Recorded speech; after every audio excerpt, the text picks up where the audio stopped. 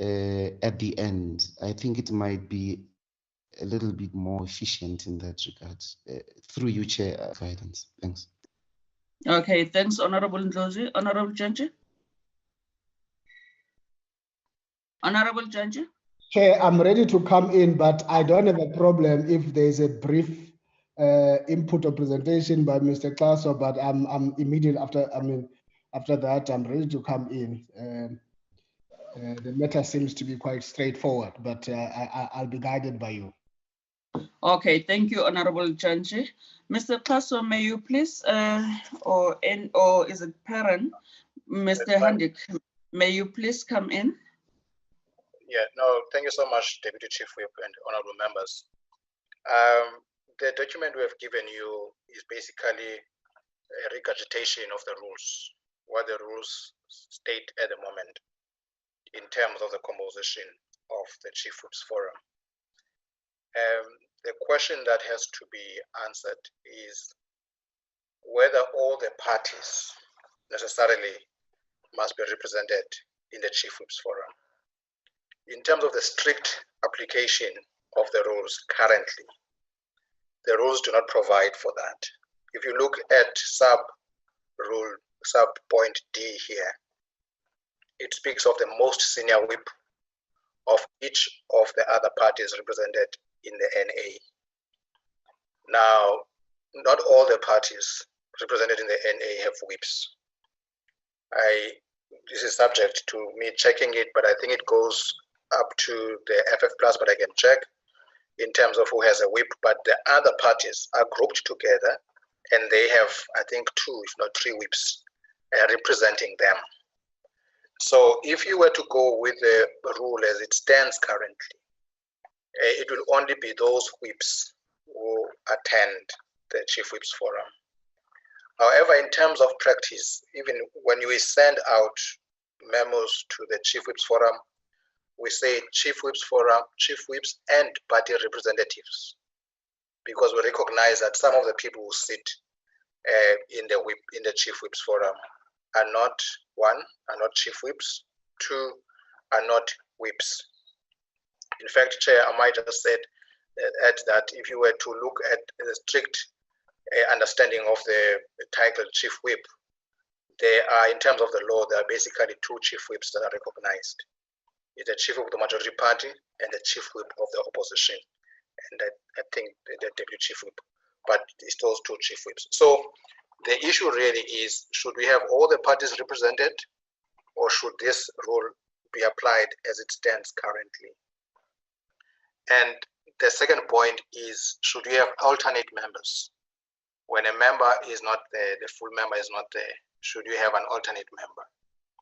And thirdly, if it says a most senior whip, or it says a member from each party, should it then be acceptable that you could have 3 members from the same party or 2 members from the same party attending at the same time? So those are the issues that need to be clarified. And lastly, when it comes to portfolio committees, any member can attend any meeting and they can participate but not vote as the chairperson determines. However, this is a closed meeting. It's unlike your typical committees of parliament. It's a closed meeting, and the rules, and by virtue of it being closed, it means that some of the issues are confidential in nature and are supposed to be kept within the parameters of the whippery of the House. So, Chair, we are raising these issues for your consideration. I might just perhaps suggest that the committee might consider requesting Honorable Mazone to table the proposal in writing, that is, if it was not properly understood by all the members, so that you can have it in writing and understand the proposal, because the proposal does extend this rule. It speaks to the councillors, to the president and deputy president, who are not necessarily covered by the rule, but who attend nonetheless. So I think that proposal, in a sense, affirms current practice. Thank you, ma'am. Thank you, Mr. Klaso, for clarifying that and also for presenting to us what the rule says. So I will now open this matter for discussion. Honorable members. I see Honorable Janji, may you please come in? The platform is yours. Thank you, Chair. Thank you, Chair. Just to appreciate the brief input by Mr. Kaso, but also to connect with the proposal of Ms. Mazzoni, who says in the chat group, she sent whatever that she was presenting here in 2019. That's fine. I have no problem with that. I'm sure you don't have a problem, Member Mazzoni, pressing that button again and send it. But where I want to start, Chair, I just want to start before I get to the meat of it, on the issue that Mr. Klaso raised to say the issue of alternates. I think the rules as it stands, Rule 257.4 of that says Rule 156 does not apply to this forum. And Rule 156 is about alternates. And I would want us to keep it in that manner. I think let me start, Chair, by also echoing that the Chief Whip's Forum is a coordinating body, consensus body, as Ms. Mazzoni puts it, which in my own view, it should be about building relations within that space amongst the parties. So it's important to emphasize that point. It is not a decision-making body, but I want to say this up front because I'm going to be making this point later, that whilst it is consensus in its nature, the kind of consensus outcome that gets out of that sometimes has the effect of influencing decision-making. I want to repeat that point. That consensus sometimes has the influence to, or the effect to influence decision-making. So a Chief Whip Forum would meet and agree, the House is not meeting. That is that consensus body, but they all agreed on that. And that decision would affect parties that are not part of that. So there is that thin line that in its designation, it's consensus. In its designation, it is merely coordinating, but some of its effect and impact can get into producing that kind of a decision. To some extent, that can be binding. But let me not get in deeper into that, because that's a space you'll get when one day we'll get into a courtroom. I want to say, Chair, that I agree and support on behalf of the ANC, the point 1 up to C. The House chairpersons, the Chief Whip, the Deputy Chief Whip, because it also says that a whip, I mean, the Speaker, Deputy Speaker may attend and so on. But I do want to say, I think it makes perfect sense what Honorable Mazzoni says, that the two councillors of the President and Deputy President, so that they don't just attend there and at some point somebody will say, no, the rules don't allow you to be here. I agree that we need to have that. I have no problem with the official opposition represented by the Chief Whip and the Deputy Chief Whip, because what that does is that we know who those people are. Because I also share that there's a problem with the chop and change for consistency and continuity. You can't have different faces. This meeting is somebody else. Because when you do that, you're going to be affecting issues of accountability. A party will not be able to account because they say, I was not here in the last meeting. So I firmly support and agree this issue of continuity and consistency. I I perhaps lastly, Chair, want to say instead of what is this point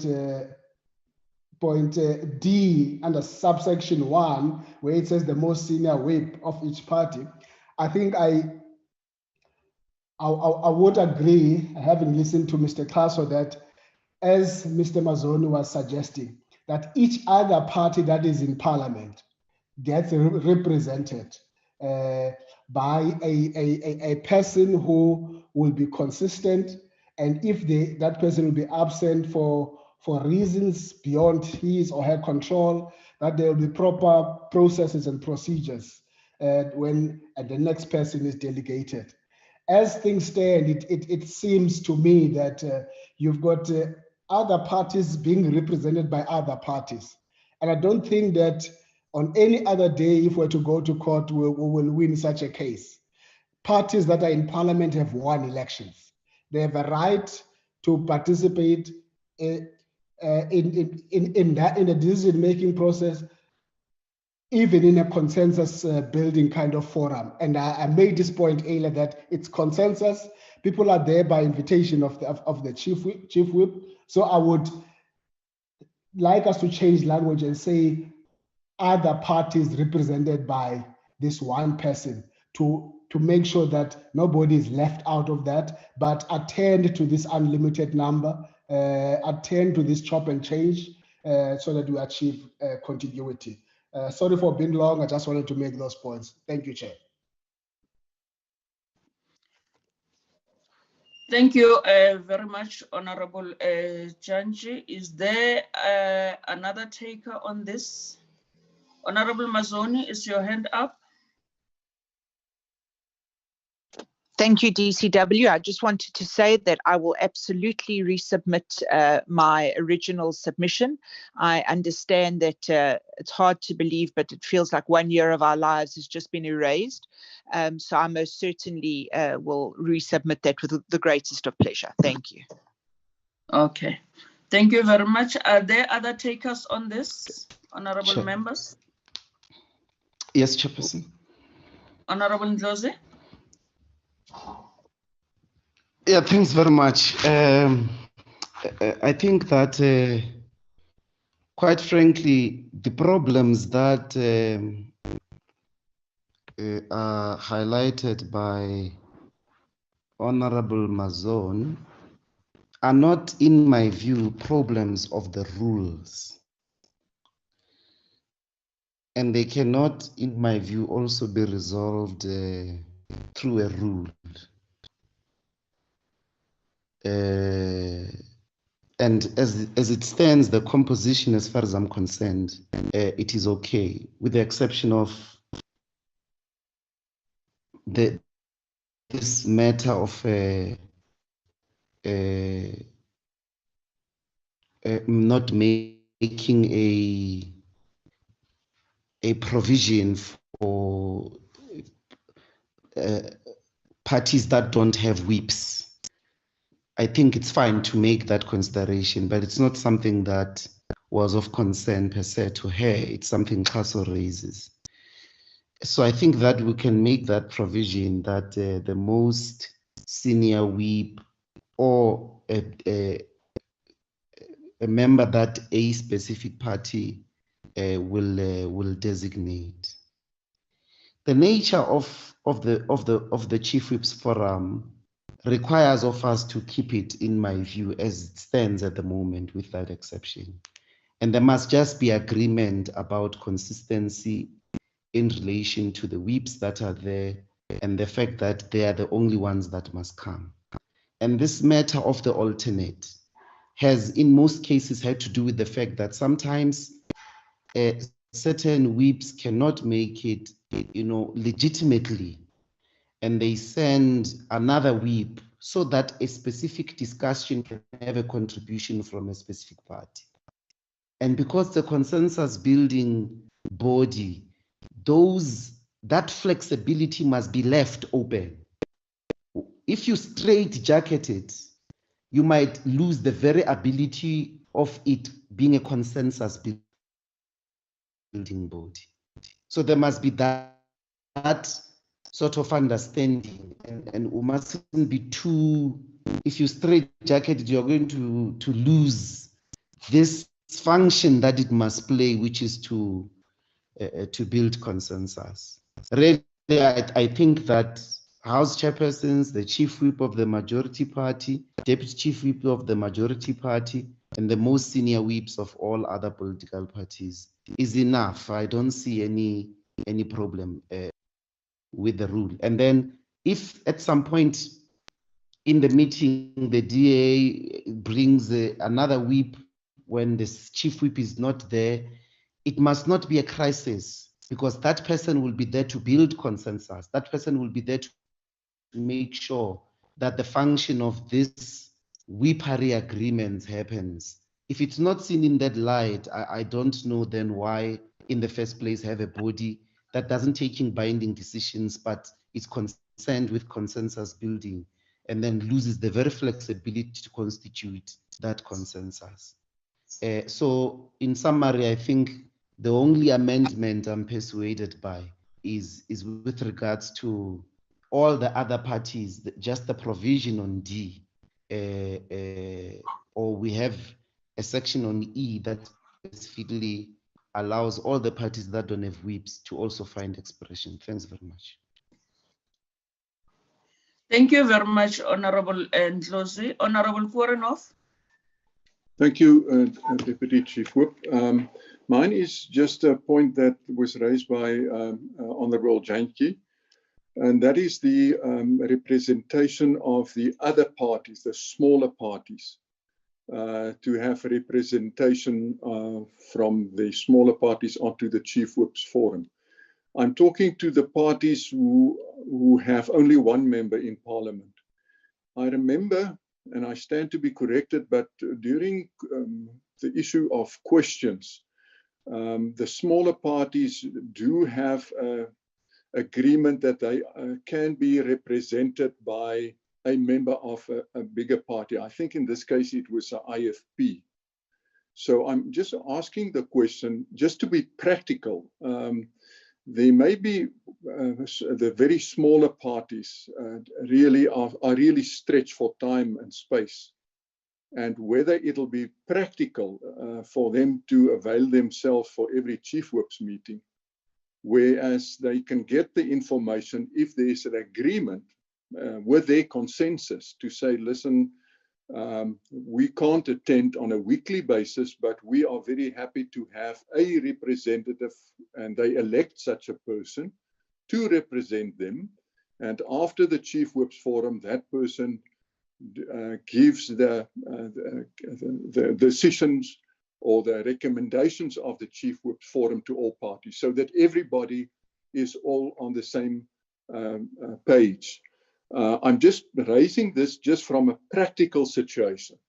We can say all parties must be representative. That will be 13 parties.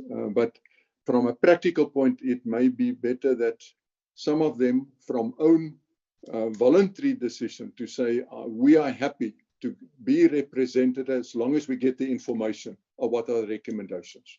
Thank you. Thank you, Honorable Korenhoff. Honorable Lisoma.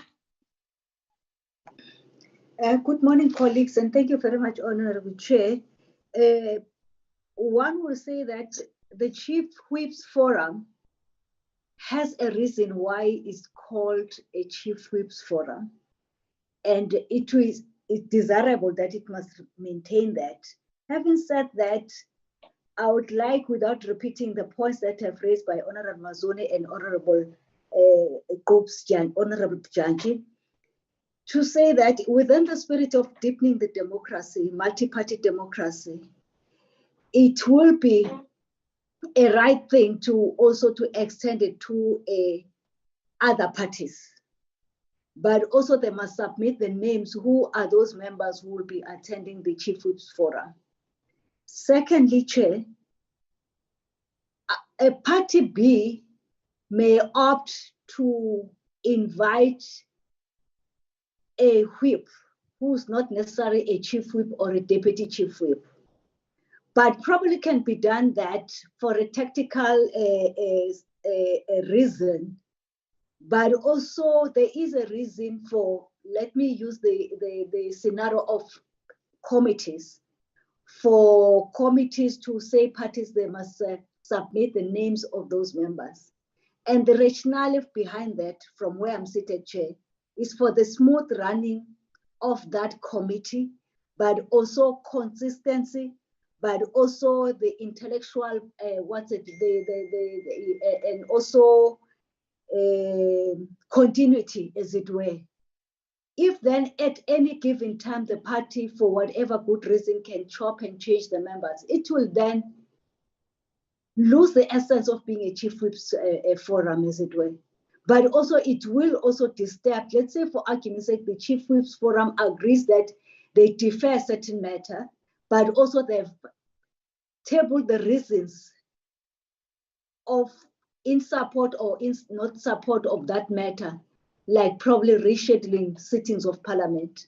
And then another whip, who's not necessarily a chief whip or not from other political parties that it seems like we're in agreement they may be extended to, then it will change the whole thing and delays the meeting. But I'm not saying that the time could be the factor, but the professionalization and continuity, and saying that we acknowledge that we are taking this forum seriously in terms of extending and influence each other at that level, so that the issues, when they come before the House, they at least have been a backroom that has processed them. In short, Chair, I will say that let's go along with the spirit of Honorable Mazoni and also amplified by Honorable Janji, and that will be the proper way and the professional way of good governance, as it were, Chair. Thank you very much.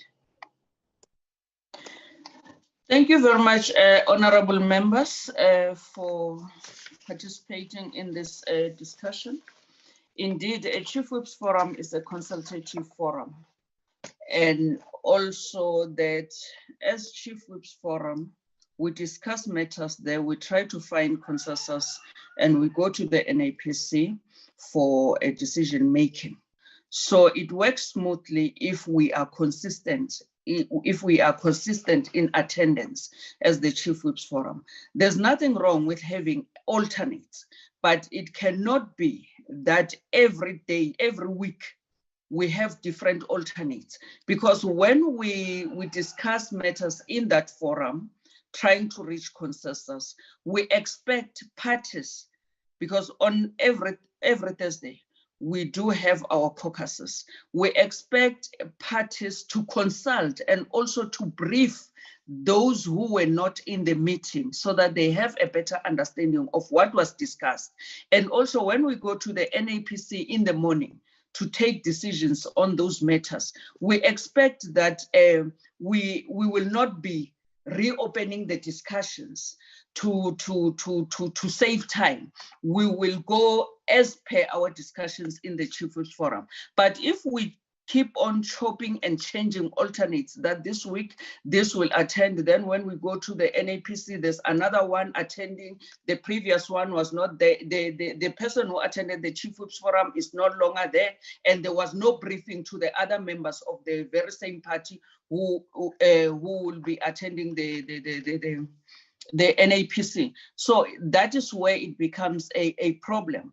And also that on the following week, when we attend the Chief Whip's Forum, a new person will come, and that person will want to take us back to the very same discussions that we dealt with, and it was a decision was taken in the NAPC. So what we are pleading for is that as a multi-party democratic parliament, let's allow for other parties to be represented, because we know that we don't have the same political ideologies as parties represented in parliament. So the message of the Chief Whip's Forum, if I may go back a little on what Honorable Korenhoff was saying, he said that parties used to have two representatives. The smaller parties or other parties, if I may say so, used to have two representatives. But that also was very problematic, because they would come to the Chief Whips Forum to say, Tina, we don't get information. And also sometimes when I want to convey a message to Honorable Hill Lewis and take it via Honorable Lisoma, that message, when it reaches Honorable Hill Lewis, it will no longer be the same. For the sake of participation, if we can tighten our rule and say that let's allow the other parties who have whips to be part of the Chief Whips Forum, because it's not that forum is not a decision-making body, to be part of the Chief Whips Forum. Then when we go to the NAPC, we all are on the same page. Then those who do not have whips, they will then get information from whoever they choose to get the information from. But let's open that door to allow participation of everyone, like the rules allows members to, even if they are not part of a certain committee, to be part of that meeting. Honorable members, I don't think there's a train smash here, only if we can allow those parties to be part of the meeting. But if, as the ANC, we have alternates, those alternates cannot attend if I'm part of the meeting. I don't know if I'm clear, because we want to avoid a situation where parties will be represented by 3 members in the Chief Whips Forum at the same time, or 4 members. So if we have an alternate, then if the Chief Whip and myself are there, we cannot have an alternate attending. But if we are not there, if I'm not there, an alternate can attend if need be.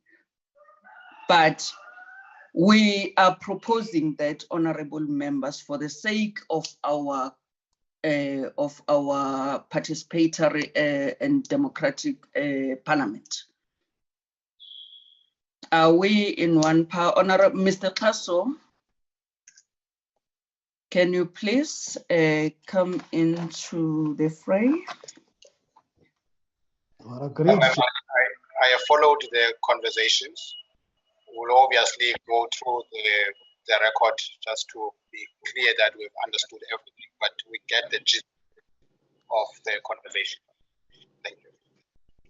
All right, thank you very much. There was someone who was speaking before Mr. Kaso. Is it honorable? I was saying agreed, Chair. Okay, thank you very much, honorable members. Can we now move on to the next item? The 4th item on the agenda, which is consideration of a principle of ruling by Mr. Janji on the 29th of July 2020. Mr. Kaso, can you please take us through this particular item? Thank you very much. Ma'am, I'm going to ask Perrin to speak to this. Perrin? Good morning, Chair. Mr. Kaso, I can speak to it. Okay, I'd firstly just like to refer members again to the briefing document.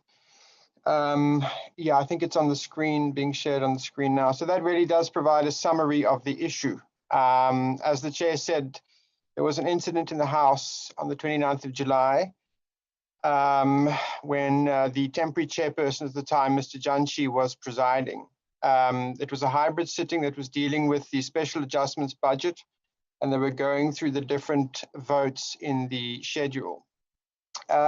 During the proceedings, there were a number of interjections by 1 or 2 or 3 members, a few members, and then there were points of order raised on that basis, which asked the chair, the temporary chair, to please be strict in terms of managing the House and the interjections. At that point, a member, Ms. Mkilipi from the EFF, was heard to speak into the mic. And then Mr. Janshi, on the basis of the points of order and the nature of the proceedings, asked that she be removed. That was from the virtual platform. And then Ms. Mkalipi wrote to the secretary and to address the complaint to the speaker, which she argued that the remarks were made when the bells were ringing, and therefore the House wasn't formally in session, so to speak, and also that her remarks were jovial in nature and not intended to show disrespect. So it was on that basis that the speaker then referred the matter to the subcommittee. Usually it would go through the Rules Committee and then the subcommittee, but for practical reasons it came here. And so to look at the principle, I would like to just alert members to Rule 92.12, which is about what allows members to, aggrieved by a particular ruling to request the Rules Committee to look at the principle of the ruling. So the Rule 92.12 prohibits the Rules Committee from reviewing the ruling itself, but to confine itself to the principle or the subject in which the ruling is based. I would also like to just in conclusion, refer members, there was a Hansard of the meeting of the proceedings, which was distributed as Annexure B. We could, if needs be, show that. I'd just also like to clarify that this annexure was distributed on Tuesday, but then I think on Thursday there was a few updates that were made by Hansard, and then we distributed the updated Hansard, I think, on Thursday. So I hope all members received that. Thanks. I'm sure Mr. Carson, maybe perhaps you could add. Thanks so much. If I may just add, just in terms of process, I think it would enrich this discussion if the Honorable Mkalipi was allowed to state her point. I'm not sure if Perrin can indicate if she was invited to this meeting or not. And also the Honorable Janki, who would have ruled on the matter to state his side of the story. And then subsequent to that, the committee then considers both versions. That can be done either orally, or the committee can ask for a written submission from the both parties, and so that you can have a complete picture of what went on the day. I'm trying to say the committee does not have to completely conclude this matter today if it does not have all the information, but it's really up to the committee to decide how it proceeds with it. Thank you. Thank you very much, Mr. Klaso and Mr. Handek. Honorable members, what's your take on what have been presented to us? I'll see by show of hands. Honorable Mazoni. Thank you very much, Deputy Chief Whip. Deputy Chief Whip, I am a firm believer in sticking to the rules of Parliament strictly. I myself have had to withdraw many a time, and I have done so when requested, even when I felt that it was unfair. I also have a general understanding with my caucus that when I inform them that they are to withdraw an item, they do so. Because whether or not we agree with the finding of the chairperson, there is a level of respect and a level of decorum that must always be maintained in the House. And when that is lost, then the institution becomes attacked rather than a political party or an individual. And that is something that we can never allow in a democratic parliament. So I would strongly urge us to go back to our caucuses and as leaders of our caucuses, remind them that they don't only undermine the person at the chair or the person to whom their insult is intended to affect, but they undermine the integrity of the entire House when they do not adhere to the rules of Parliament. Now, the problem with the hybrid system is that many things are lost, including the ability to be sarcastic or the ability to portray humor or to portray nuance. And it's for that reason that we simply cannot expect someone sitting in the presiding, a presiding officer to understand the nuance or a perceived humor. And I think we must also agree that we all have different senses of humor. But the fact of the matter is, when you lose respect for the chair and Parliament becomes compromised, there must be a consequence for that. And it's a consequence that we all have to observe, and it's a consequence that we must all understand. So what I would like to see happening and what I would like to see us understanding is that our members must be held accountable for their actions. And as chief whips, it's the one part of our job that is not very particularly pleasant, and that is holding the line of discipline within our caucuses. And that line of discipline is very important. Now, the reason we have the Rules Committee and the Rules Subcommittee is because when a ruling is made that we are unhappy with, we have a body to which we can bring such unhappiness or such complaint. But certainly the floor of Parliament is not the place to do it. And I would therefore suggest that we accept the ruling as was made, and that going forward as chief whips, we make sure that our caucuses are fully briefed in the fact that the hybrid platform does not allow for nuance, sarcasm, humor, and that the hybrid platform is a body on which we must ensure that the rules are adhered to even more strictly than they would be on the normal parliamentary floor. Thank you. Thank you very much, Honorable Mazoni. Is there another taker on this? Yes, Honorable Chair, it's Lesoma. Honorable Lesoma. Thank you very much, Honorable Chair. One, let me say upfront that I will urge, as Honorable Mazoni have said, that let's accept the ruling as was made at the time, with these two reasons, Chair. One, we must be, as members of Parliament, when we conduct our business, we are expected to be disciplined as much as possible. But also the other one is to hold the decorum of the House, which is very important.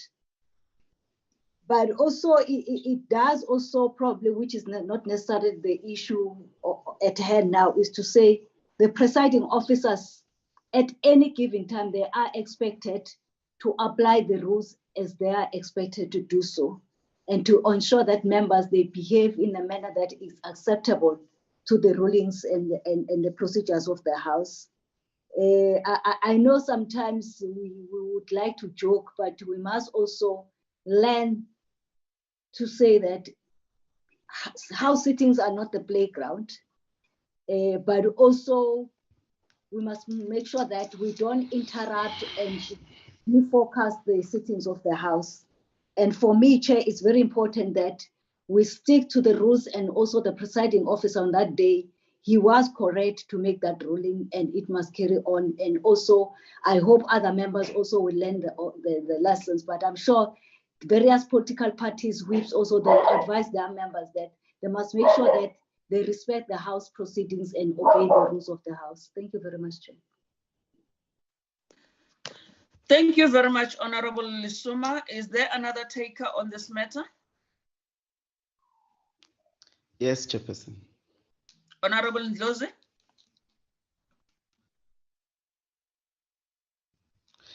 Yes, thanks very much. Well, it seems to me that we've got to ask what we are being asked to do. A member has complained about a ruling, and the ruling and the facts have been referred to us. So the first question should be, how do we deal with this complaint, as Kaso said? What do we do?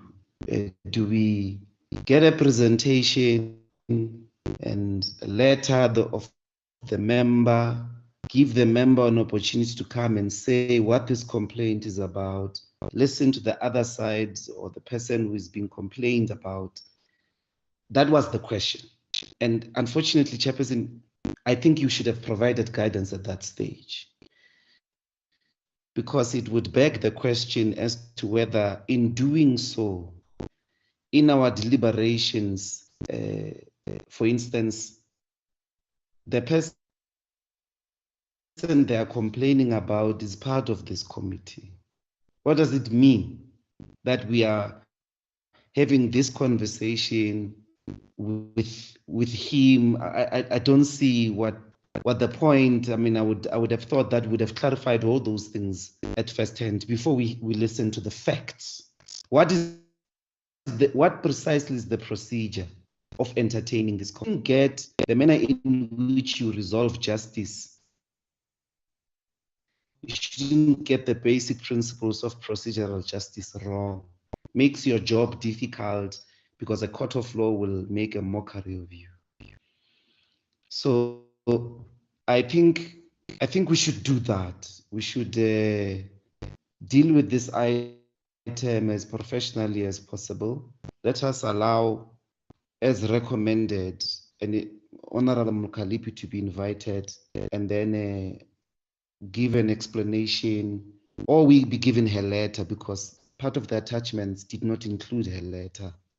We're given a summary of her letter, one of the two, and then request the House at the time to either respond to what Honorable Mukalipi is saying, writing, or orally, as they said. I think we must make that decision before we proceed. And then on the basis of what they would have said, personally, I was not in the House at the time, so I don't know what occurred. Then we can discuss with the benefits of the facts and those oral presentations. Then we can then deliberate the principle we are being asked to deliberate on. I think that procedural question is a fair point of departure. Thanks very much. Thank you. Thank you, Honorable Ndlozi. Honorable Lisuma? No, just a quick one, Chair. I will suggest that we separate issues. Probably taking counsel from this one. But let's deal with this issue and be dealt with it. So that, because the other question that will come is that, is it for the first time where a member is not satisfied by the presiding officer ruling? And for me, where I'm seated, the answer will say no. So hence, I'm saying let's separate the issues.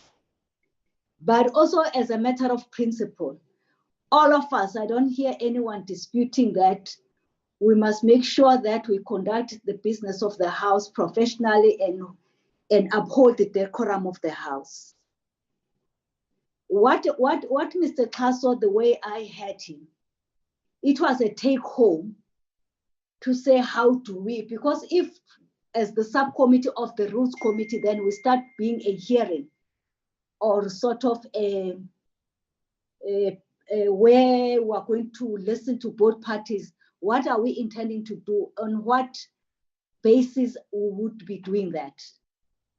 A member has written to properly following the proper channels, and a presiding officer also have responded. All of us who have received the correspondence and we have gone through them and we have comprehended with the understanding what is written there and what transpired. Fortunately, some of us who were, speaking for myself, I was in the House on that day. So I'm saying let's separate it. Hence, I didn't want to go to what Mr. Kaso at the end to say, what do we want to do with it, but also dealing with the matter at hand. And moving forward then as a separate matter, what Honorable Dr. Ndlozi is raising, then we can deal with that one so that we deal it clinically, not to flout the issues. Thank you very much, Chair. Thank you very much, Honorable Lisoma.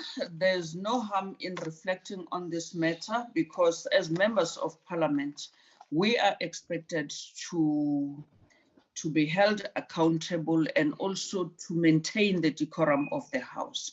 So we really appreciate if presiding officers invoke the rules and they are firm with them.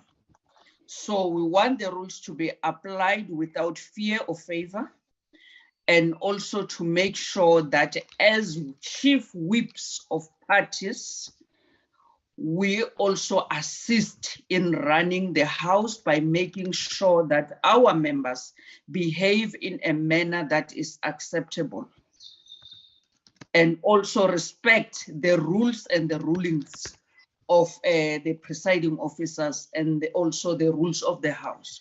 So what's the use of us having rules if we don't respect them? We all know that if we are not satisfied with the rulings, like Honorable Mazoni said earlier, that sometimes she would withdraw even though she doesn't agree with the ruling for the sake of the smooth running of the House, then she knows the platform where to take this matter forward. So as this subcommittee, I think that, yes, we reflected on this matter, but for a decision, we can take it back to the Rules Committee. But also, let's remember that the subcommittee is not an inquiry committee. It's a committee that processes matters that comes before it. Mr. Kaso? Thank you so much, ma'am. Chair? I don't wish to belabor the point. Let me allow the Kaso first to speak. Thank you very much. Mr. Kaso? I don't wish to belabor the point, except to say that on matters of this kind, there are basically two aspects. There is process and there is substance, how it's dealt with and what is done.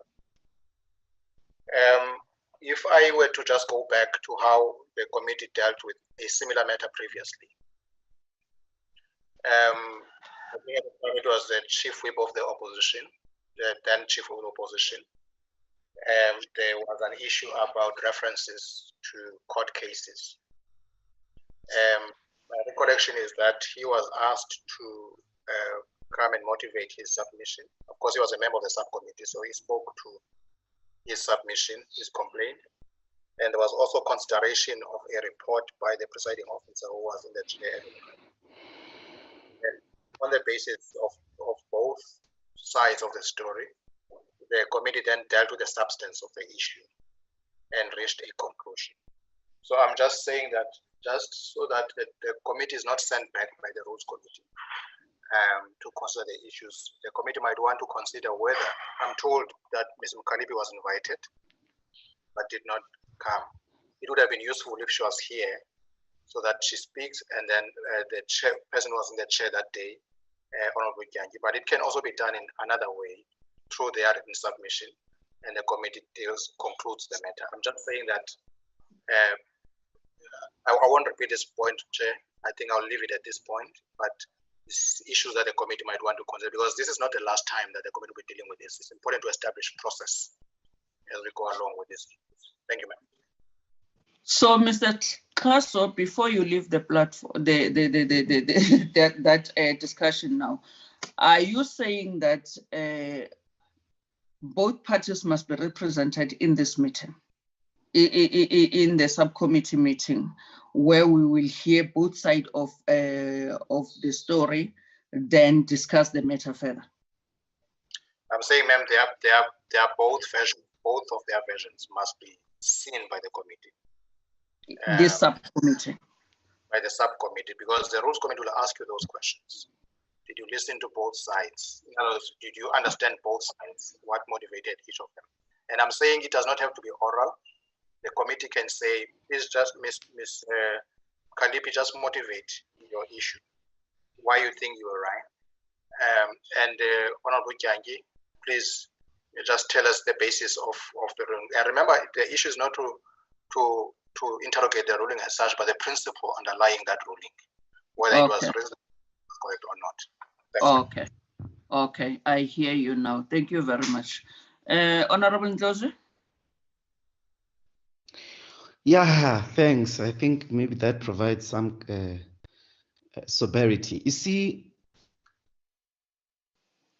we all have an interest, Comrade Chairperson, that there's all these things you're saying in relation to the conduct of members and so on and so forth. But you must not, and this is why there is a review, or there is a provision for review. You must not just assume that the decorum of the House and the order of the House, the efficiency of the House is only dependent on members. It's also dependent on chairpersons being fair, on presiding officers knowing the proper measure of rules, of pressure, of punishment to apply. In fact, in many cases, the courts have expressed themselves that on the fairness of chairpersons of parliament. That's why you have a review process. That's why a person can say, okay, no problem. I then am going to come and complain about a conduct of a chairperson, because chairpersons can be wrong, they are fallible. So the premise and the sentiment expressed here that we only, in our attitude towards this complaint, think about, yeah, members must just comply, members must know that the House is not a playground and all those things. That applies to presiding officers too. They ought to understand themselves that they're dealing with adults, they're dealing with human beings, and that they themselves are human beings and they're subject to all types of mistakes, and that those mistakes, there's a process for those mistakes to be corrected so they themselves can improve in the ways in which they preside over the rest of us. So we are called upon in entertaining this to have that balance, to be fair, to consider this balance. Otherwise, we're a wrong committee if we're just going to not consider the fact that chairpersons or presiding officers can be fallible, and then listen to if indeed in the ways in which they ruled it was fair or not. We can't just proceed that they are fair either way. Even if they are not fair, we must just accept. That is wrong. It's not befitting of the responsibility given to us today.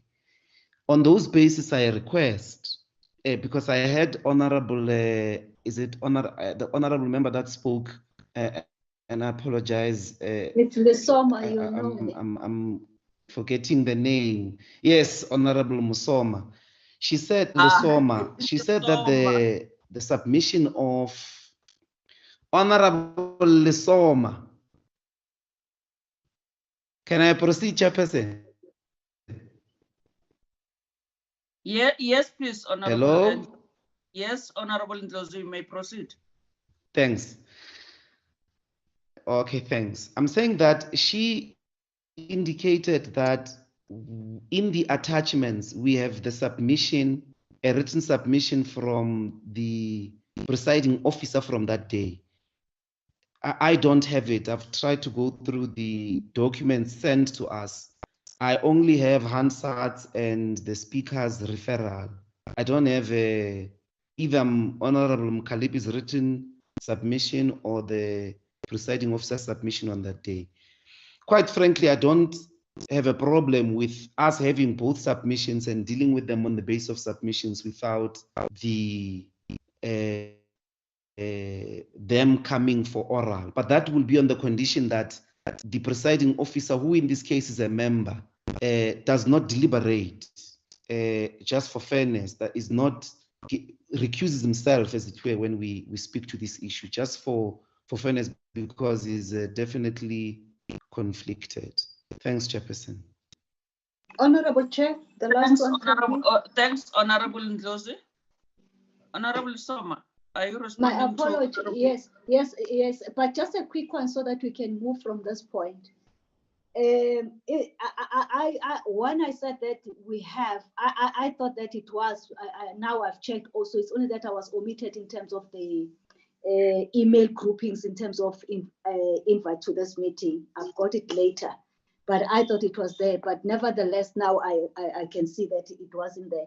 So in the spirit of fairness, I would propose, Chair, one, that let it be from both parties written submissions to us to clarify the issues and the sequence of events, but also agree that we're not going to be requesting them to make verbal presentation to the subcommittee, because which means each and every member that will not be happy then will be coming before this committee, which is not our responsibility. But also at a later stage, we must find a mechanism. How do we intend to process such issues if they come before the committee? Taking from what Mr. Kaso have said, then that would be my take, Chair. Thank you very much. Mr. Klaso, your hand is up. Mr. Klaso? Apologies, ma'am. It's an old hand, as they say. I'm lowering it. It's an old hand. Thank you very much, Mr. Klaso. Honorable members, thank you very much for deliberating on this matter. And Mr. Klaso and your team, thanks for bringing it to our attention and also assisting us in clarifying the way forward on how to deal with it. As the subcommittee, I don't think we have a problem in attending to this matter, convening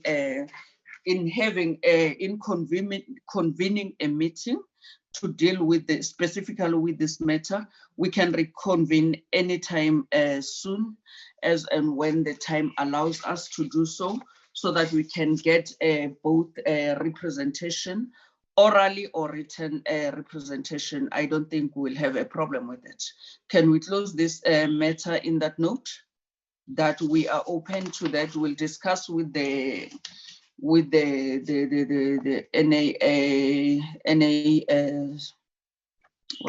NA staff table led by Mr. Klaso to see when can we convene the subcommittee meeting so that we can have this deal with this item. And also let's request those members, Honorable Ndlozi, that you are here. Please, if Honorable Mkhalipi would want to make an oral representation, as and when we agree on a day and time of the meeting, she must avail herself. And also we'll do the same with Honorable Janji, who was presiding on that very same day. Can we move on now, Honorable members, to the next item on the agenda? Chair. Thank you very much. Now we are on time declaration of votes. Can you please take us through this matter, Honorable Klaso? We know that we have introduced in our rules that we have also mini plenaries that will make sure that all parties and members debate issues in those mini plenaries so that we don't cloud the House with many debates, and also things will be processed in that other side of the House, which is the mini plenaries. When it comes for the House, it comes to the House for decisions. So already we have declarations, time allocated for declarations. If I may remind members, Mr. Klaso, if I'm correct, we started with maybe 1 minute declarations for smaller parties, and also declarations takes longer because we have many parties represented in the House. So we came to an agreement that smaller parties will have 3 minutes declarations. So now we have this item before us. What is it that you can present to us, Mr. Klaso? Then we'll take this discussion from there. Thank you, ma'am. At the start of each parliament, there is usually a review of processes, parliamentary processes, and that includes time allocation and the sequencing of parties and rotations and all of that. Now, the declarations of vote time allocation was not reviewed at the start of the 6th parliament. We had the ANC time as 7 minutes, DA 5, EFF 4, and all other parties 3. As you said, ma'am, before then, the times were even not like this. So there was then a proposal that in the 6th parliament that the times consideration be reviewed in terms of the new strengths of parties, and that was circulated, but it never got to a point where the Rules Committee finally expressed itself on the matter. I do need to say, though, that the declarations of vote as we have it at the moment it's really tantamount to a debate in many respects. Because as you can see there, if all the parties participate, you then have 46 minutes. So if this time is increased, it's going to increase to 54 minutes. It becomes a mini debate. So a decision that needs to be taken by the committee and recommended to the main committee is whether you retain the times that you have, which have been working relatively well in my view, or whether you want to change. We are just bringing this thing because it's our responsibility to raise these things so that whatever the House does, it is aware of what is required of it to do. So, Chair, that is really what we are saying. We're not necessarily recommending those times. We're just saying if the times were to be changed, this is where they would be in the 6th Parliament going forward. But you don't have to change the times. Thank you.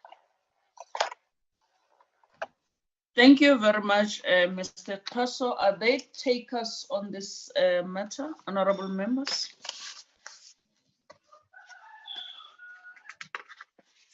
Honorable Janji? No, thank you very much, Chair.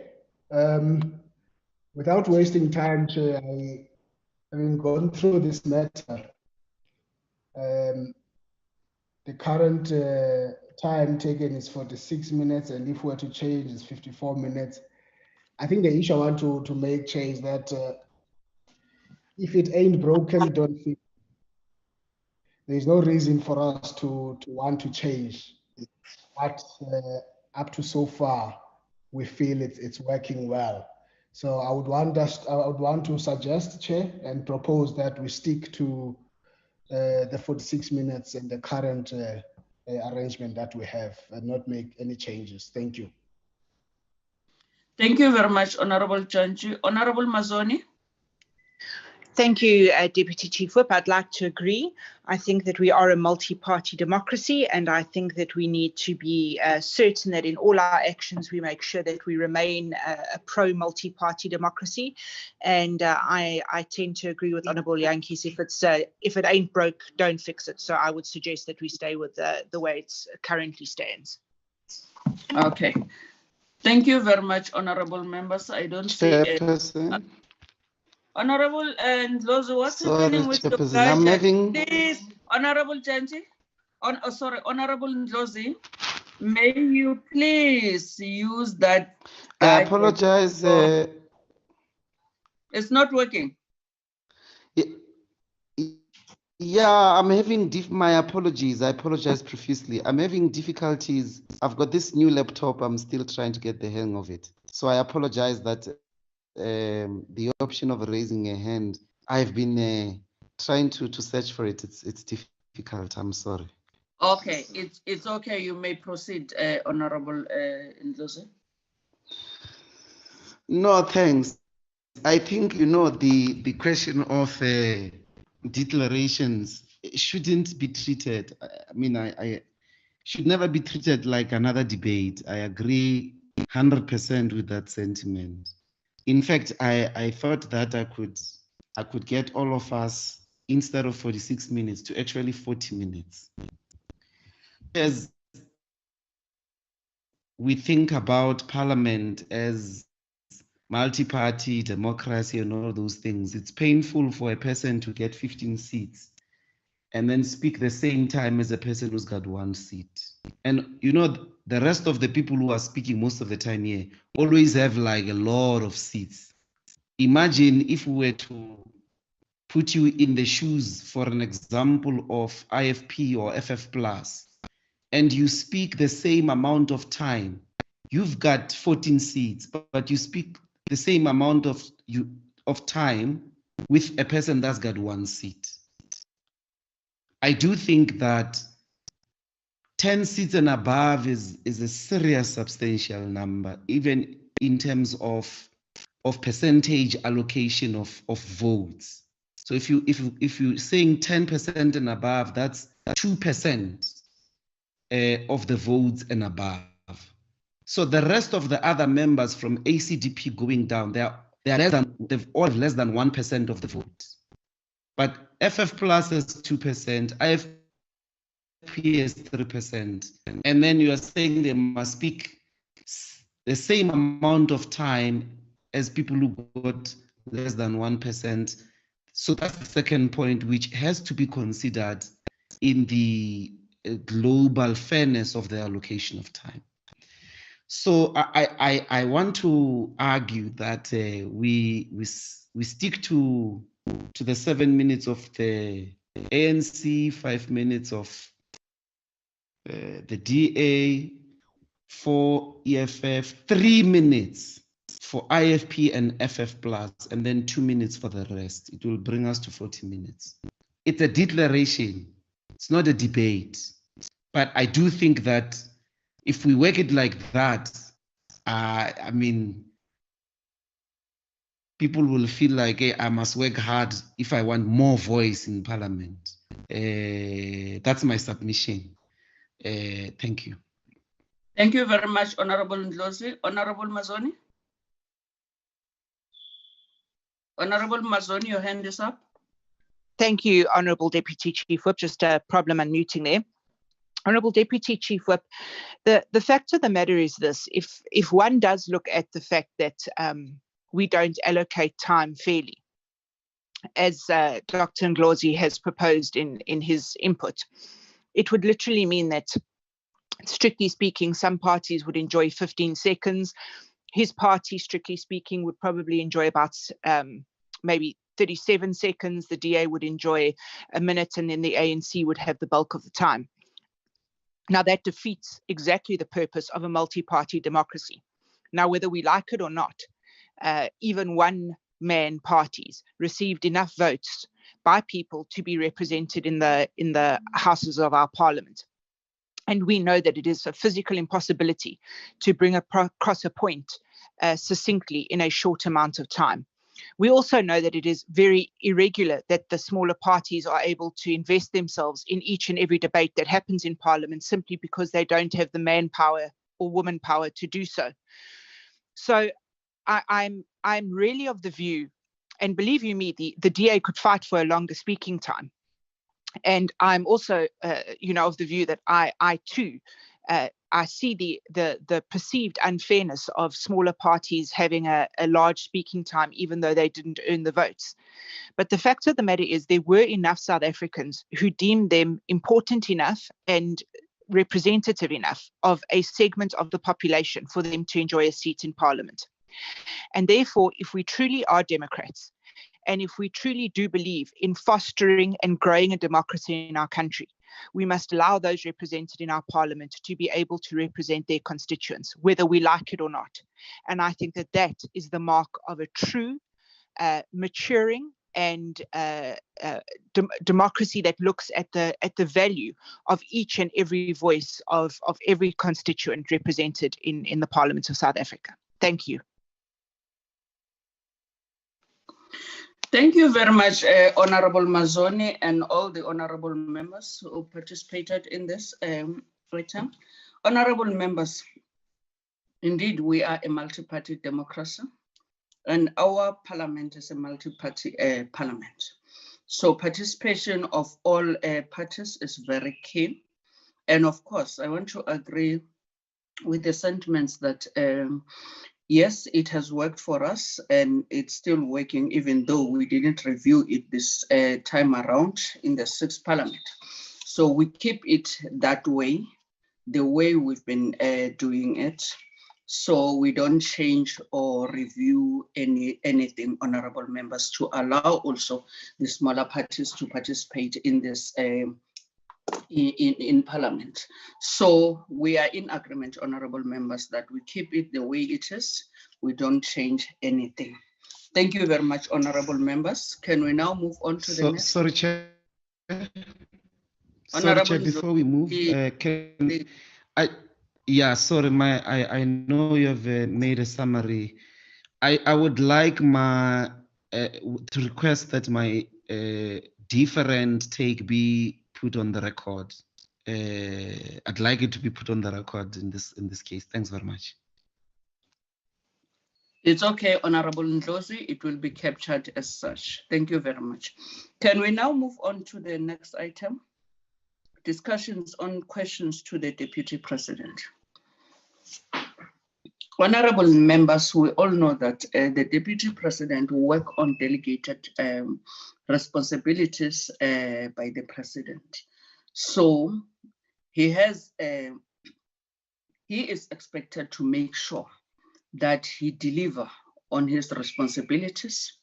He is the leader of government business, and also he participates in many activities that are delegated to him by the President. Can we take Honorable Mr. Handik, can you please flight to us for us those responsibilities? Thank you, Chair. I think we are just waiting for my support to Annexure C. If we could just show that on the screen, thanks. Okay. Can you please take us through those?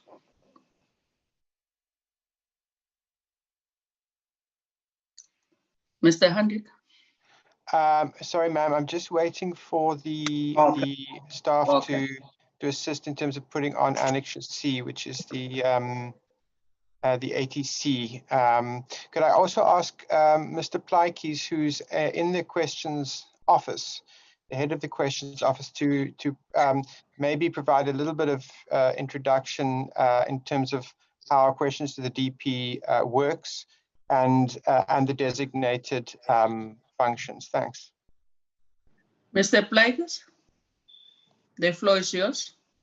Thank you, Madam Deputy Chief Whip. Please come closer to your mic, sir. Closer to your mic. Can you hear me? Yes, yes. Okay. Rule 139 basically provides for questions to the Deputy President to be taken or be scheduled by the program committee once so you'll see them having to pick up Sorry, more Mr. Plaatjes. tabs as they have done in restaurants. So we're picking up more of the tabs. Honorable Hill Lewis, may you please mute your mic? You're on your own. Honorable Hill Lewis, please mute your mic. Thank you very Sincere much. apologies. Okay, thank you very much. You may proceed, Honorable Mr. Plaatjes. Yeah, thank you, Madam Deputy Chief Whip. Rule 139.1 basically provides for questions to be scheduled by the program committee once per month. Now, there was a letter of the EFF that intimated that the Deputy President's question should be not once per month, but once per quarter. Rule 139 also provides in 139.1b that the program committee must further determine which months qualify as months during session time within the annual program for purposes of this rule, which means for purposes of scheduling a question session to the Deputy President. Now, it is my opinion, Madam Deputy Chief Whip, that Rule 139.1b gives the program committee far greater flexibility on question times to the Deputy President than what Rule 140 gives with regard to questions to the President. Because in terms of Rule 140, questions to the President must be scheduled once per quarter. But in terms of Rule 139.1, it must be scheduled once per month, but the program committee must determine the months which qualify as months for that purpose. And it is therefore my view, Madam Chair, that perhaps the committee should acknowledge the flexibility given to it by Rule 139.1b. And like all decisions are normally taken in the program committee by consensus which is usually first canvassed within the committee of the Chief Whip's forum, where parties discuss and find each other and say, because of the nature of the first quarter that is blocked up by the State of the Nation address, the debate on the State of the Nation address, the budget, etc., and the short period in April, March that is usually taken up by urgent debates, legislation, and so on, perhaps we should, consider that within the first 3 months that may not be advisable, or then there would be other considerations like topicality, for example, the issue that the Deputy President will be leading the process of vaccination rollout. That may become an important consideration, and one may want to then decide on a question session within the first term or within April, March or February. So the rule, I say 139(1)(b) gives the program committee far greater flexibility.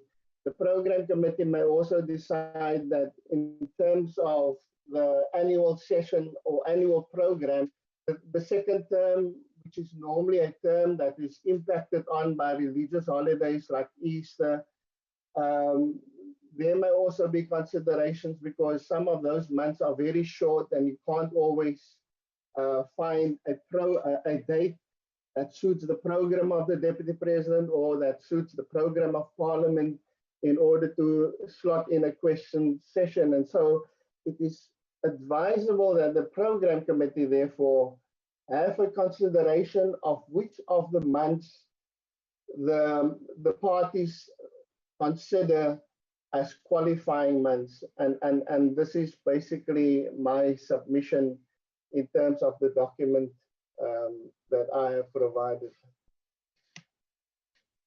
Thank you, ma'am.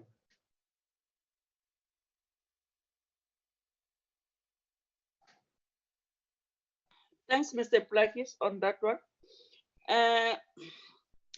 Mr. Handik, are you ready before I take members' hands? Thank you, ma'am. I see it's coming back now. That there is an ATC, and Mr. Plakis will confirm that. That is the ATC in which and maybe, Mr. Adonis, could you just scroll down a little bit? That is the ATC in which the current functions of the Deputy President, no, not that far, are articulated. So I just think the issue of now the functions of the Deputy President are designated by the President, but they can change. So the Deputy President can be given additional functions, or we can have functions removed, and that can change from month to month or year to year. Parliament is, however, informed when that does change for the purposes of questions to the Deputy President. If Mr. Plakis or Mr. Kous would like to add anything further, I think that's relatively clear. Thanks. Mr. Kous? No, thank you, ma'am. I have nothing to add. Thank you. Okay. That's the presentation, honorable members. I'll take Honorable Papo, followed by Honorable Mazzoni. In that order. Good morning, colleagues. Since the letter was submitted on this matter, I think in 2019, the issue has been discussed several times, including with the Deputy President and the Chief Whip on terms of the implications. Mind you, there's also an additional task of the district development model, and now the task of the vaccine circulation. That one probably will be ongoing until we have reached the required numbers of people to be vaccinated, which is at least 67%. We should not work on we should not work on flexibility. The proposal that it should be once every 3 months, it's actually very reasonable. As to which month the Parliament will schedule that month when it's in session, that then can depend on the programming committee. So the amendment has to be clear and not flexible. It was suggested by the EFF, but we agree with that proposal because the responsibilities, the way things are, don't look to going to change. I think more are going to be added, and that's why.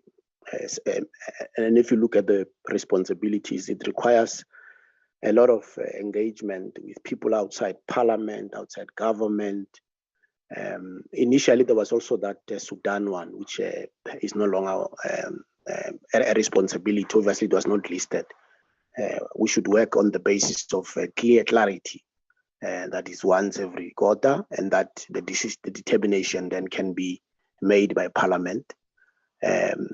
If at some point Parliament feels that it should maybe come to once every 2 months, that determination can be made. But for now, I think the proposal actually is correct and should be reflected in the rules. Thank you, Honorable Papo. Honorable Mazoni. Thank you, Deputy Chief Whip.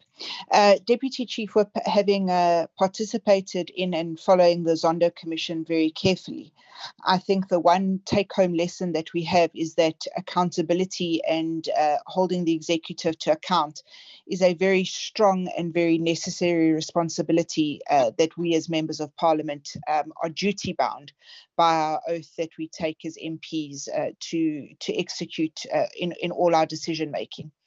Now, the one thing that I do know is there's no such thing as over-accountability and over-examination of the executive. There is only a state that we could enter into where there is not enough oversight and enough accountability taking place. So I do agree that the leader of government business has got a tremendous diary load that he deals with, and that from time to time things change. I do appreciate that Parliament is now informed as to how those particular changes affect the questions that may be answered. But in the execution of the Deputy President's duty, it must never be forgotten that first and foremost is the accountability that he has to the members of Parliament, because he is the leader of government business. And therefore, the accountability and the oversight that is executed by the members of Parliament is of paramount importance.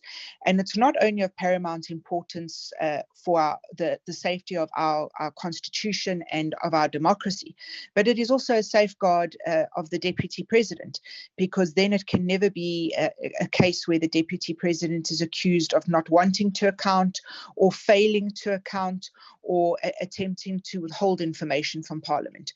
So I agree that there must be a standard time given so that the Deputy President can make that time available in his diary. I know that conferences are planned far ahead of time, and that's why, once again, I think it's imperative that both Honourable Quinoff and Honourable Papo are present in the Chief Whip's Forum, so that the diaries of both the President and the Deputy President are made known to the members of Parliament.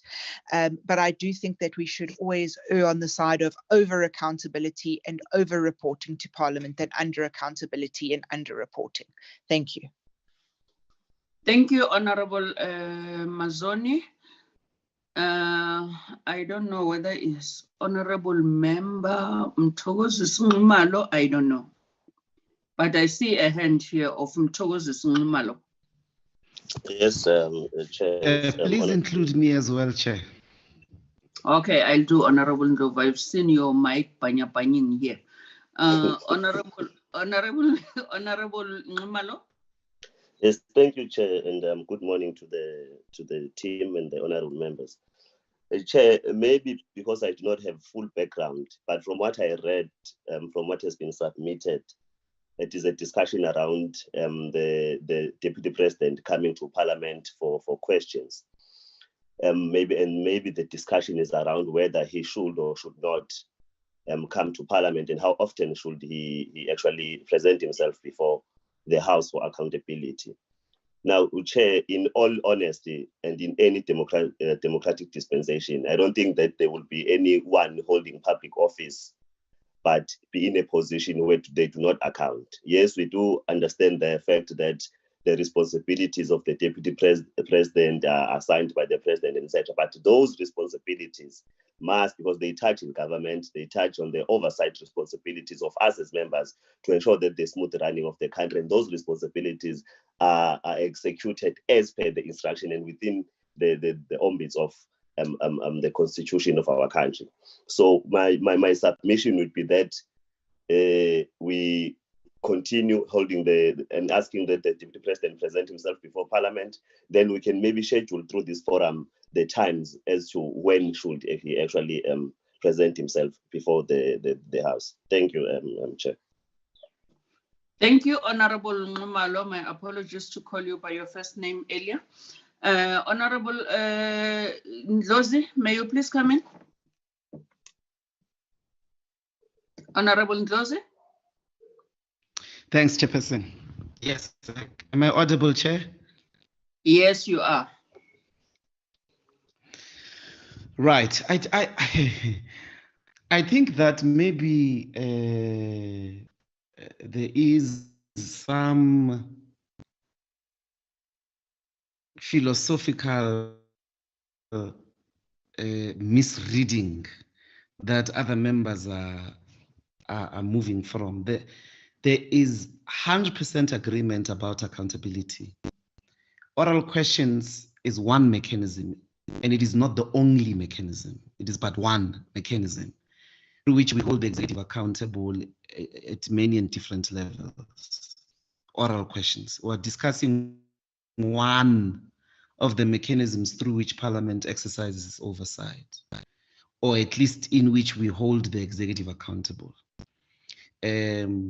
So I think, quite frankly, there mustn't be any debate on the question of accountability. We are in agreement. Secondly, we want to have this oral question to be effective and efficient and not to be redundant, both in relation to substance, but also in relation to the frequency. So I don't see the wisdom in the over appearance, and that over appearance translating into over accountability. I'm not sure what both those terms in praxis mean. We must be able to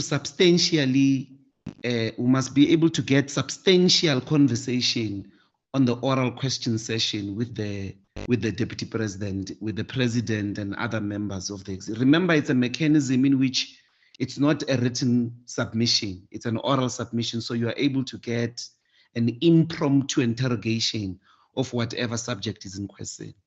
And for its efficiency, if it can be effective for the president on a quarterly basis, it should be effective for the deputy president on a quarterly basis. That's the wisdom really here. You're having both these people who are assisting each other appearing twice in a term. So you have the presidency interrogated twice in a term, the president and then the deputy president on an oral basis, which gives you an opportunity for an impromptu interrogation. So that's really the case. I felt that in no way is that going against the spirit of holding them accountable. There's no proposal whatsoever that they must not come or that the deputy president must not appear or must not be held accountable. It is a point of departure which all of us move from. But you've got to be able to say when they appear, these people, there's actually matters of substance, so they must go and work so much that when we do have a conversation with them, it's not redundant, it's not superficial. They are not answering us from a point of view of a common sense. We shouldn't be having a commonsensical conversation with them. It must be substantial, it must be deep, it must be coming from people who are really in charge of 50 to 60 million lives. It must not be commonsensical. And for that to be the case, it has to be properly ordered. And I think that this proposal really gives us that opportunity for a substantial conversation, impromptu with them. Otherwise, the rest of the mechanisms remain through which we hold them accountable, or through which they report to Parliament, they are appearing, they are accountable, and so on and so forth. Thank you very much. Thank you, Honorable Ndlozi. Honorable Janju. No, thank you, Chair. I don't think we must waste any time on this item. There's nobody who's against the proposal from where I'm sitting. I think the contributions were all about enriching the issue of oversight, which we must accept. Sometimes we found lacking on that issue in quite a number of fronts. So I wouldn't want to elaborate further on this. I think Mr. Plachis has also indicated some of the things that must be worked out properly, because in essence, he is saying to us there are certain times in the parliamentary diary where it is difficult to do certain things. But I think we're all agreeing here that if Parliament has got 4 terms, the Deputy President is going to appear not less than 4 times in a year to deal with these 3-hour questions, these 6 questions that we all are still supporting to be done with the kind of substance and impact that Honorable Ndlozi is speaking about. So I would want to support, Chair, that we proceed to the next item as we are agreeing on this. Thank you, Honorable Janji, but I still have 2 hands. Honorable Mazoni, is that an old hand or a new one? It is an old hand, thank you. Okay, thank you very much. Honorable Papo, your hand was up. Was it an old one or a new one? I was saying that I was going to be given direction would have to come from the members themselves, but our view was that it should be once every quarter, and that should be determined by Parliament. Thank you very much, honorable members. Indeed, no one is saying that we shouldn't hold the executive accountable. And while we agree on the accountability by the executive, we also want them to go and do their work so that when they come to Parliament, they give us an account of what they have done. So we are in agreement, honorable members, that the executive must be held accountable. So we also agree that the honorable deputy president will have to come to the house quarterly or 4 times a year, depending on when the Parliament is in session. Thank you very much, honorable members on that item. Can we now move on to opportunities for debates for smaller parties? Honorable members, we have always, I'm sure, more than 3 weeks in the Chief Whips Forum where smaller parties were complaining. I remember one honorable Imam Shaikh, who's forever bringing this matter whenever he gets an opportunity, that they must be afforded an opportunity for debates to debate their motions in Parliament.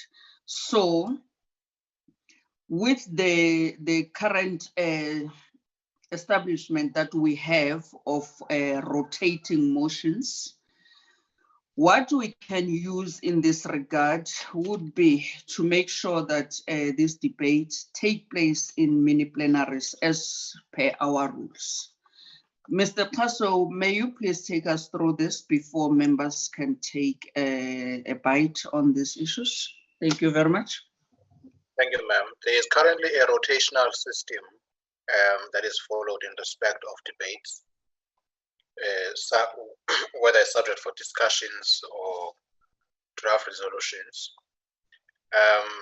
And these are debated in mini plenaries, largely. I must say, though, that it becomes a little complicated when it comes to a draft resolution, because many plenaries do not take decisions. So what has happened previously the debate would happen in the mini plenary and the decision would be taken later in the House. That has happened. So to come back to the point, so there's a rotational system, and the concern from the smaller parties is that they never get to the point where their subjects are debated in the House. And this is the grouping that they follow. So if you have group one, it will start with the first party in that group one, and then you have group two. And the same applies to questions, the same applies to statements. They are grouped similarly. So our recommendation is that let us create more opportunities for mini plenaries to sit or for mini plenaries to take place. And you can then have, for instance, let's say you have a mini plenary today at 2. You have 2 mini plenaries at a time, so you have one lot at 2 o'clock until say 3:30, and you have another set of mini plenaries from 4 o'clock till 6 o'clock. Alternately, you could have 3 at a go. I think the rule says no more than 3 mini plenaries, so you can have three happening at the same time through the virtual platform, and then you have another 3 happening at 4 o'clock. So you would have debated 6 issues on that day. So that is what we are recommending at the moment. That is the only way, at least at this point, that we see from the administration as an intervention to assist and address the concern raised by the smaller parties. Thank you, Chair. Thank you very much, Mr. Kaso. Honorable members, is there anyone with a different view from what is being proposed here? Let's take a bite, honorable members.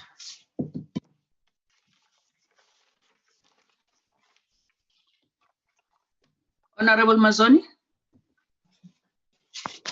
Honourable Deputy Chief Whip, I'd like to say that we agree with the proposal. The more debates that we have, the better.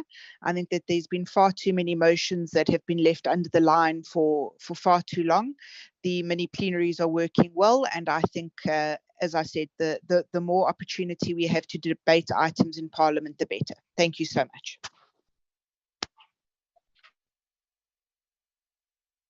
Thank you very much, Honorable Mazzoni. Abanye Sebakatel, you no longer want to say anything. Okay. In You that, agree? You agree? You agree? Chairperson. Okay. Okay. Thank you very much, Honorable Ndlozi. Is he waiting? Yes, Honorable Chair, thanks. Ndlozi. I'm sorry, man, I have this trouble with... Yes, Chair. Yes. Chairperson, am I audible? Yes, you are. The platform is yours, Honorable Ndlozi. Okay, so sorry, yeah. No, that's fine. We're fine with the agreement. It seems to me that there is from what I can read here, is that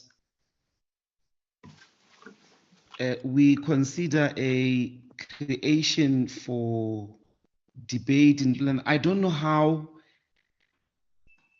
will then the administration go and work on a rule, or is this just a matter of programming? I'd like Kaso to clarify that. And then secondly,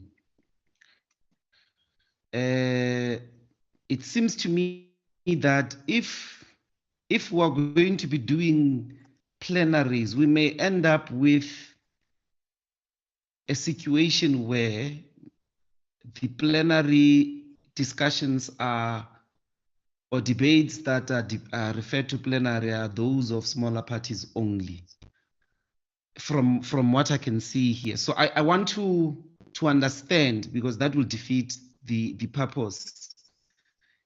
It will be like marginalizing them.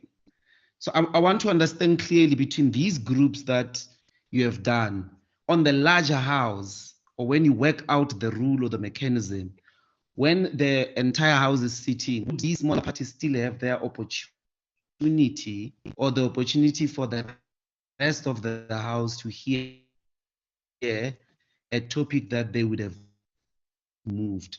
Or will it result in that situation in which only mini plenaries and only a decision is taken to the bigger House? I think there has to be an articulation. I'm sorry if I'm taking everyone back, but I don't think I have a clear picture of what will happen once we allow this mechanism. Thanks.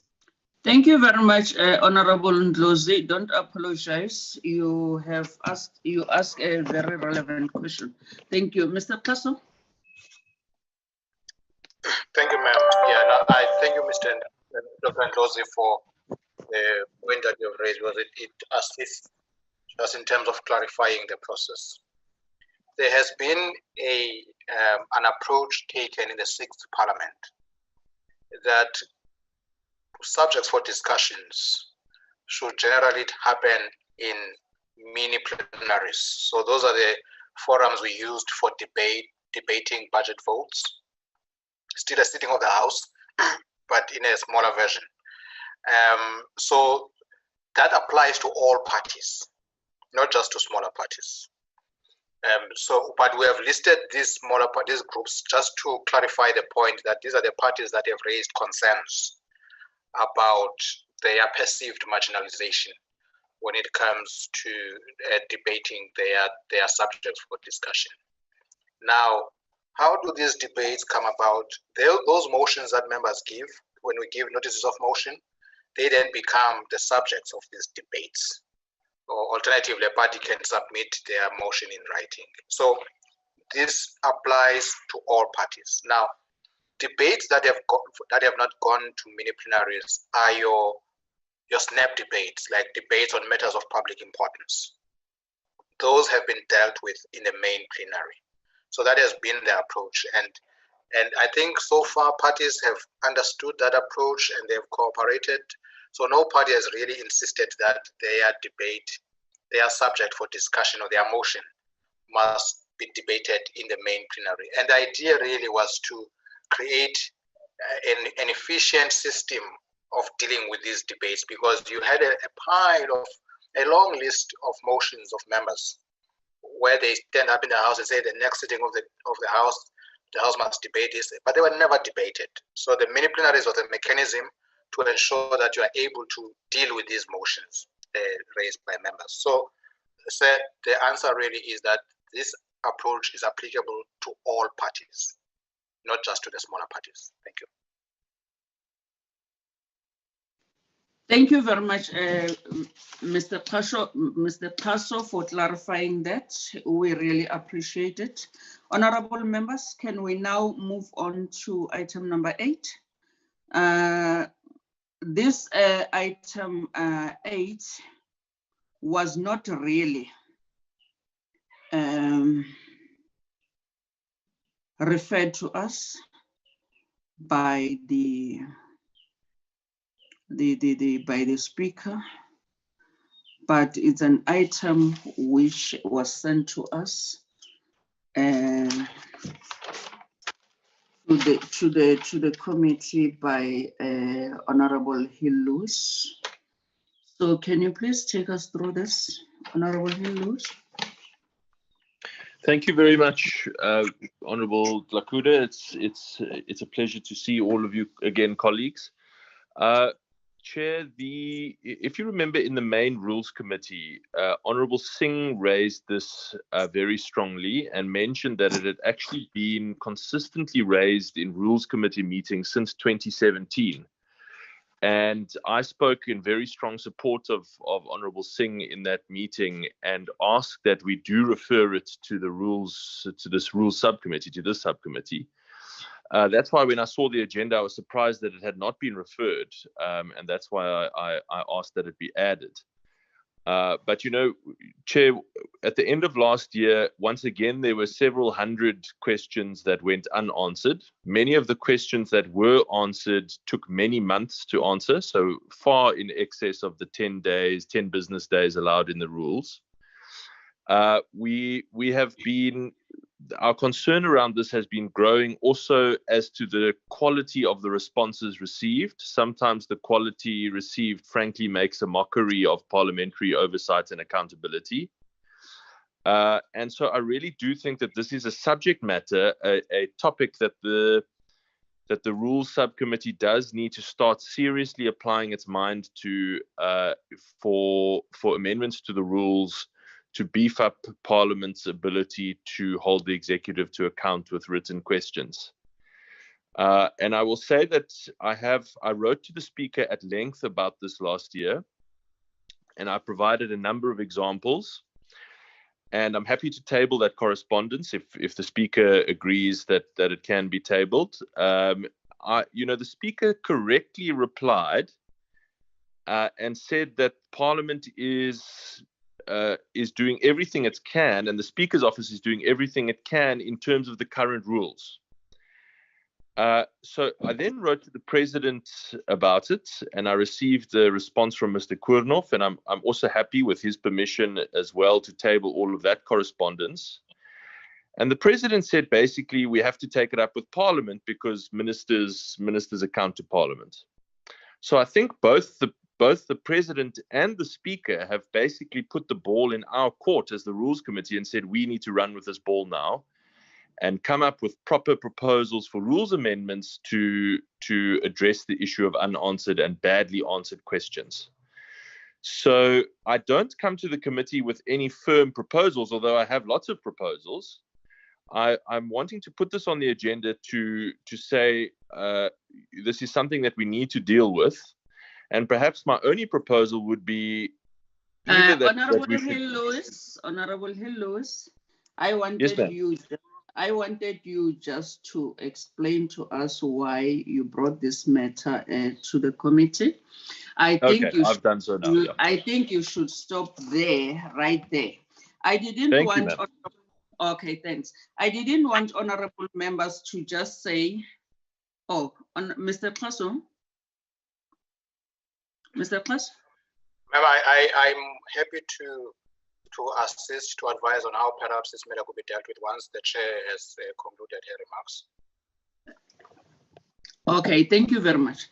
I didn't want honorable members to say, let's just acknowledge this submission by Honorable Hill Lewis to the subcommittee, and also that we refer this matter to the Speaker to place it for discussion in the Rules Committee. So we acknowledge receipt of your presentation, and also we appreciate that you brought this matter up. But I want to propose to this subcommittee that we take this matter back to the Speaker to place it for discussion, for further discussion, because there was a mechanism in place which lapsed in the 5th Parliament. So we'll really need to take it back to the Speaker to place it for discussion as this subcommittee, so that when we discuss it and come up with proposals, we will all be ready to come with proposals on how to deal with this after looking back at the mechanism that was there. Honorable Janji, before I give to Honorable to Mr. Klasso. Yeah, no, thank you, Chair. I hope Honorable Klasso does not have ambitions of being honorable member. To be a problem. I want to agree with you, Chair. I want to support you in response to Mr. Lewis' presentation, that let's agree and have this matter as a matter on the agenda in our next Rules Committee. And it's probably that Rules Committee where we're going to be giving a report from this subcommittee. But I don't want to assume, Chair, because it seems that we might be at different levels of understanding exactly what the problem is. And so when it goes to the Rules Committee, I would want us to be much clearer about, firstly, unpacking that problem in order to enable us to come with the proper solutions to it. And one of the ways of doing that, some of you might be aware and know, we need to know when we discuss it in the Rules Committee. How many questions have not been answered? From what period? In other words, what's the life of this not answered question? Who are these ministers who have not answered these questions? What are the reasons they have given for for them not abiding by the 10-day period? And even to get from the deputy president as a leader of government office a presentation as to what kind of actions did that office take once it identified that there was this defect in the answering of questions. What did they do?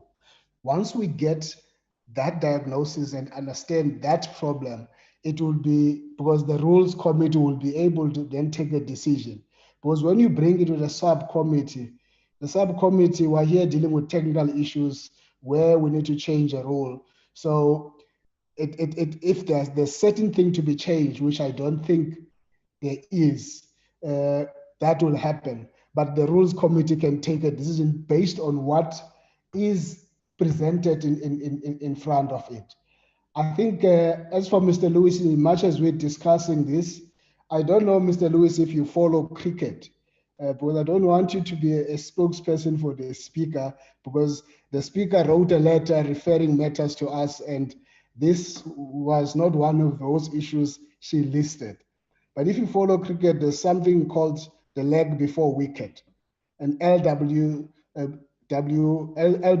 decision, that when that ball pitches outside of that line, whether it hit the leg, that decision is ignored. And I think you've just done exactly that in terms of bringing this matter here, because we must attend to matters that are coming with the signature of the speaker, and he lists those matters. But nothing is lost, because we can go to the Rules Committee and discuss that matter. All I'm asking is that when we get to that point, let's have the details of these questions not being answered.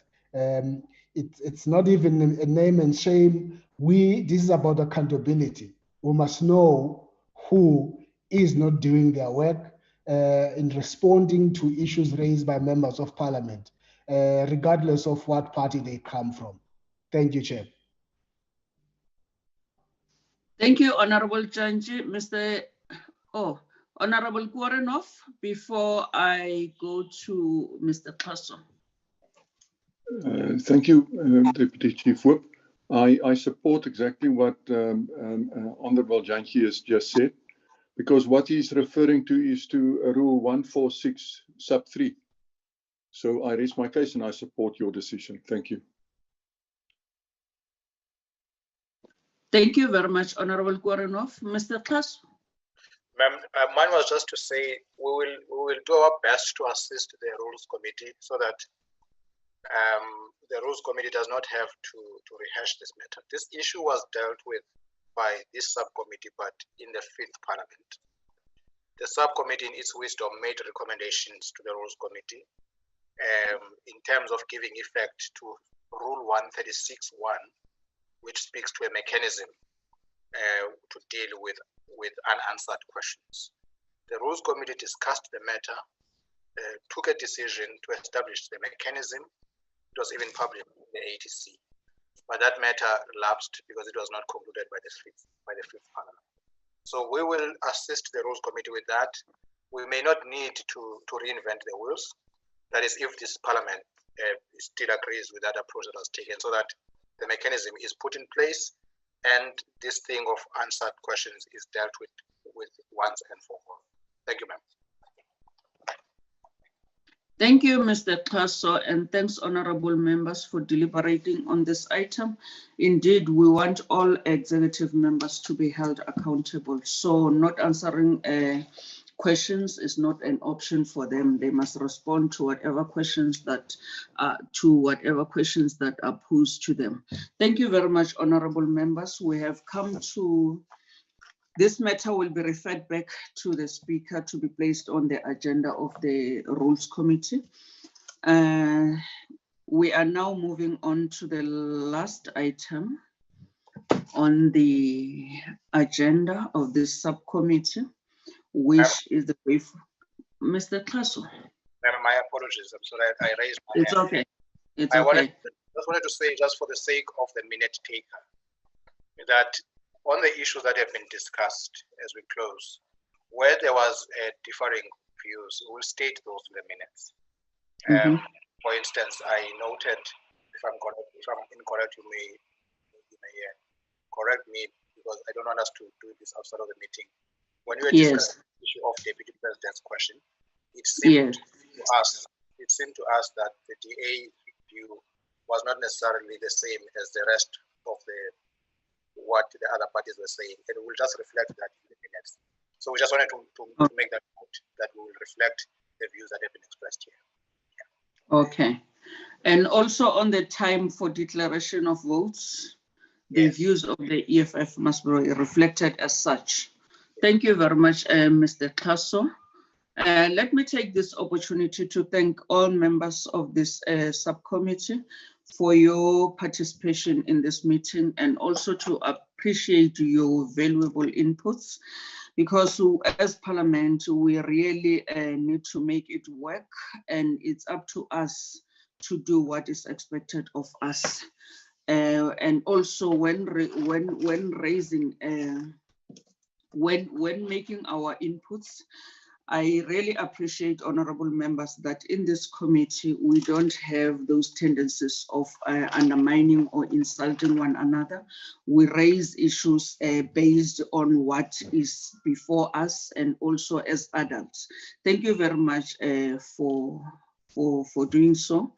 And also let me take this opportunity to thank Mr. Klaso and the NA staff table for always being available to assist us as parliamentarians when doing our work. Your advice is always appreciated. Honorable members, without wasting more time, the meeting stands adjourned. Thank you very much. Until our next meeting, honorable members, which will be communicated to all of us. Thank you very much, and also to our support staff, Sihle, my PA, thank you very much for always being there. The meeting stands adjourned. Thank you, Chairperson. Thank you, Chair. Bye, colleagues. Keep well and keep safe, honorable members. Remember to mask, sanitize, and social distance. Even at home, social distance, please. Thank you. Thank you.